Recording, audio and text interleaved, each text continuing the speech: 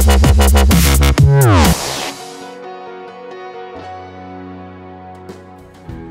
the 18th century, while America's founding fathers drafted the Declaration of Independence, thousands of African slaves toiled in southern fields, building fortunes for their white masters from cotton and tobacco crops.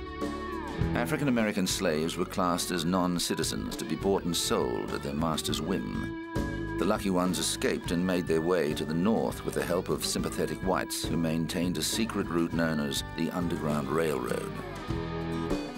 When the United States was born, all white American men were given the vote, but women and blacks were barred from political life. It wasn't until the abolition of slavery followed the end of the Civil War that black men were finally allowed to vote and stand for public office. But this decision was not without controversy. In the South, the huge population of freed slaves meant the black population outnumbered the white in some areas. Freedom did not mean prosperity, with former slaves generally forced to work their old plantations, as they had no training to do anything else. Unwilling to relinquish power, white politicians warned their constituents of the dangers of black rule and argued that African Americans had a lesser intellect than their white brothers. However, the black men and women who challenged racism at every level of United States society and achieved political greatness against tremendous odds were of a caliber that gave the lie to racialist theories. One of America's greatest politicians was Frederick Douglass, a former slave.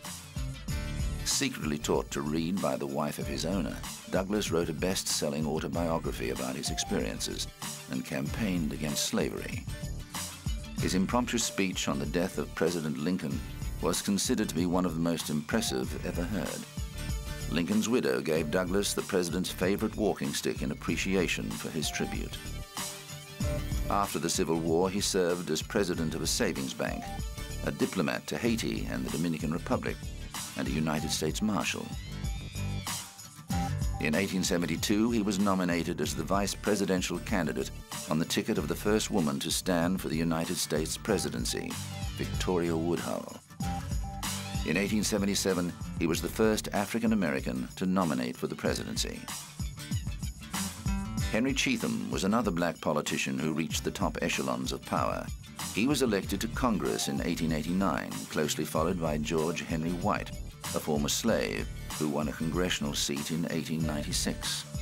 White campaigned for an end to racial discrimination and lobbied to have lynching made a federal crime, arguing that white Southerners were using it as a tactic to terrorize African American communities.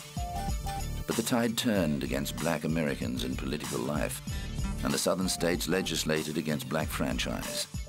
In the 1960s, a major campaign called on the federal government to use its powers to force the South to grant equal voting rights to black Americans, resulting in the Voting Rights Act of 1965. African Americans returned to public life and carved out notable careers in government. They included Massachusetts Senator Edward Brooke, who became the first black senator in history to be voted into office in 1966, and Robert Weaver, the first African American in cabinet, who became the Secretary of Housing and Urban Development under President Lyndon Johnson. In 1972, Barbara Jordan became the first African American woman to be elected to Congress from a southern state. She served 3 terms in the House of Representatives and delivered one of the greatest speeches in history at the 1976 Democratic Convention. As the first African American woman elected to Congress, Shirley Chisholm made history in 1972 by seeking the Democratic nomination for president. The first black female Democrat put herself forward as a contender. Her campaign was unsuccessful, but she had a distinguished career in the House of Representatives. The 21st century has seen African Americans in the most trusted positions in the land. Former General and Chairman of the Joint Chiefs of Staff, Colin Powell, became the first black Secretary of State under President George W. Bush in 2001. He was succeeded by the first black woman to serve as Secretary of State, Condoleezza Rice, a political scientist with a gift for languages. African Americans have served many vital roles in American political history. If Barack Obama becomes President of the United States in 2008, he will join a long tradition of distinguished men and women who broke through the color barrier to give outstanding service to their country.